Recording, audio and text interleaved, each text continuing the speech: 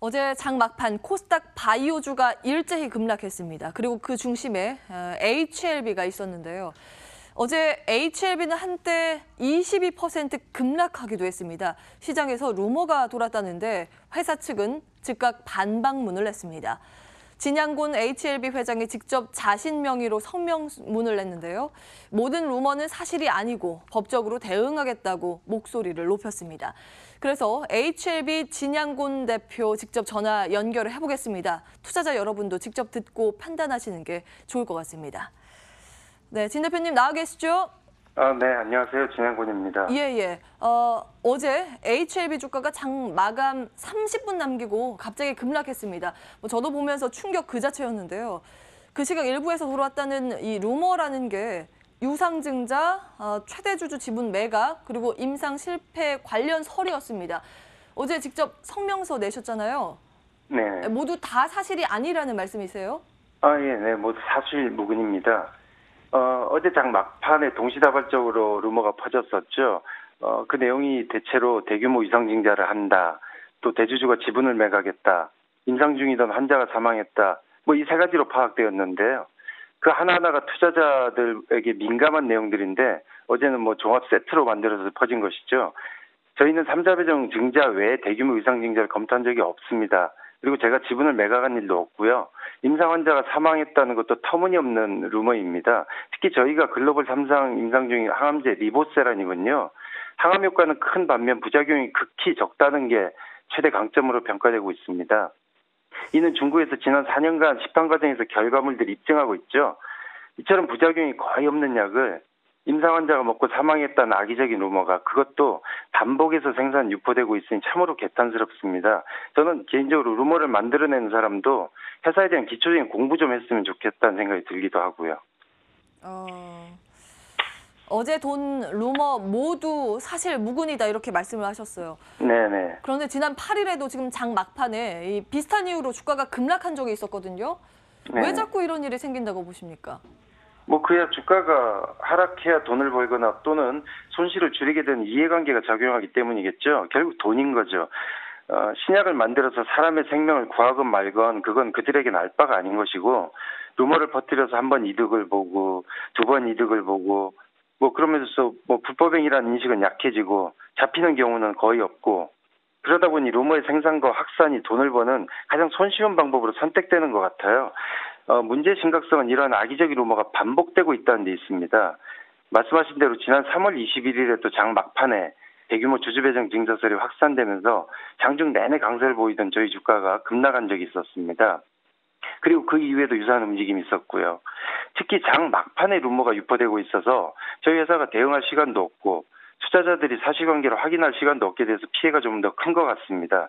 그리고 장 종료 시점이 급락이 공포감을 가장 극대화하는 것도 있는 것 같고요. 아무튼 비슷한 패턴으로 불법 행위를 해서 재미를 보고 처벌은 받지 않고 하는 학습 효과로 인해 이러한 악의적인 시도가 반복되는 것 같다는 게 제 생각입니다.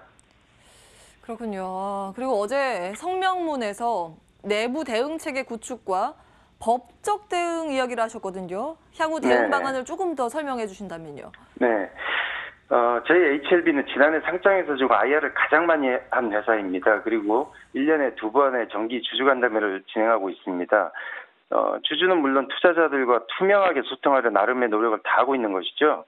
그러한 노력의 결과로서 이제 저희가 시장으로부터 많은 신뢰를 받고 있는데요. 이러한 노력들이 어제와 같은 루머로 인해서 끊임없이 훼손되는 것 같아서 개인적으로 화가 많이 납니다. 사실 루머에 대해서 부정하는 것은 다시 한번 그 부정적인 단어를 재인식시키는 것이라서 오히려 무시하거나 침묵하는 게 더 나은 전략일 수는 있겠죠. 그럼에도 불구하고 저희가 어제 일에 강력하게 대응하겠다고 결정한 것은 좀 전에 말씀드린 대로 비슷한 패턴이 더 대담한 방식으로 반복되고 있으며 이는 동일한 세력에 의해서 행해진 불법행위라고 인식하고 있기 때문입니다. 이러한 행위에 대해서 저희가 강력하게 대응하는 것은 재발 방지를 위한 것이기도 하고 주주들의 대리인으로서 저희 경영진들의 기본적인 책무이기도 한 것이죠. 저희가 법무법인과 협의하여 이번 허위사실 유포에 대한 자료를 수집했고요.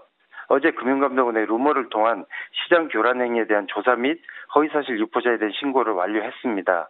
그리고 루머에 대해서 추가 자료가 수집되고 보강되는 대로 사법당국에도 수사를 의뢰할 계획입니다.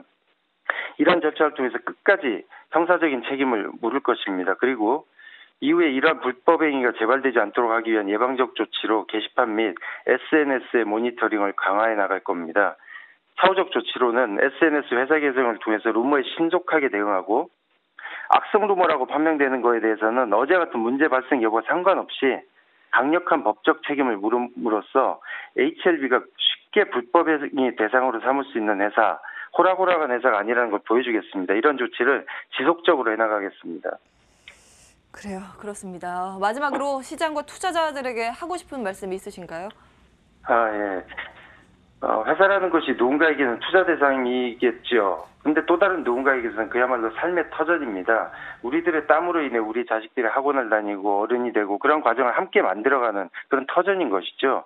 이러한 직장을 불법행위의 대상으로 삼지 않기를 호소합니다. 저희가 10년 넘게 진행 중인 항암제 개발은요, 수익성을 떠나서 인간을 위한 의미 있는 발걸음입니다.